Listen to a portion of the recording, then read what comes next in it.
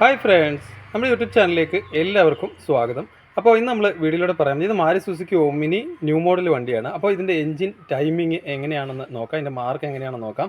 ഇത് igniter type വണ്ടിയാണ് വരുന്നത്, ഡിസ്ട്രിബ്യൂട്ടർ വരുന്ന വണ്ടിയല്ല. ഇഗ്നേറ്റർ ഇവിടെയാണ് ഇതിൻ്റെ ഇഗ്നേറ്ററും കാര്യങ്ങളൊക്കെ ഇരിക്കുന്നത്. 3 സിലിണ്ടർ ഇഗ്നേറ്റർ ഇരിക്കുന്നത് ഇവിടെയാണ്.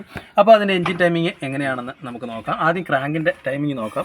ഇതാണ് ഇതിൻ്റെ ക്രാങ്ക് സെൻസർ വരുന്നത്.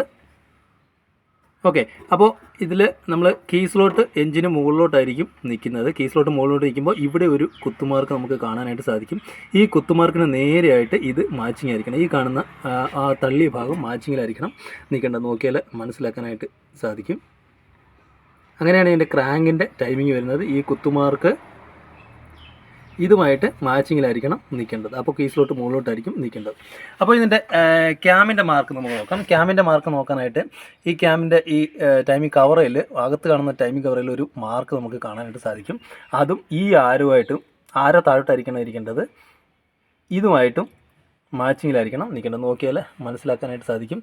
ഈ കാണുന്ന മാർക്കും ഇതുമായിട്ട് മാച്ചിങ്ങിലായിരിക്കണം നിൽക്കേണ്ടത്. ഓക്കെ, ഇങ്ങനെയാണ് ഇതിൻ്റെ ടൈമിംഗ് വരുന്നത്. ക്രാങ്കിൻ്റെ മാർക്ക് അതുപോലെ തന്നെ നമ്മൾ പറഞ്ഞ പോലെ ഈ കുത്ത് ഇതുമായിട്ട് മാച്ചിങ് ആയിരിക്കണം. കീ സ്ലോട്ട് ഇങ്ങോട്ടായിരിക്കും നിൽക്കുന്നത്. ക്യാമിൻ്റെ മാർക്ക് വന്നിട്ട് ഈ ആരോയും ഇതുമായിട്ട് മാച്ചിങ്ങിലായിരിക്കണം നിൽക്കേണ്ടത്. ഓക്കെ, അപ്പോൾ ഇങ്ങനെയാണ് ഇതിൻ്റെ ടൈമിംഗ് വരുന്നത്. അപ്പോൾ നമ്മൾ മാരുതി സുസുക്കി ഒമിനി ന്യൂ മോഡലിൻ്റെ എൻജിൻ ടൈമിംഗ് ആണ് ഈ വീഡിയോയിൽ നമ്മൾ മനസ്സിലാക്കിയത്. Okay, thank you for watching.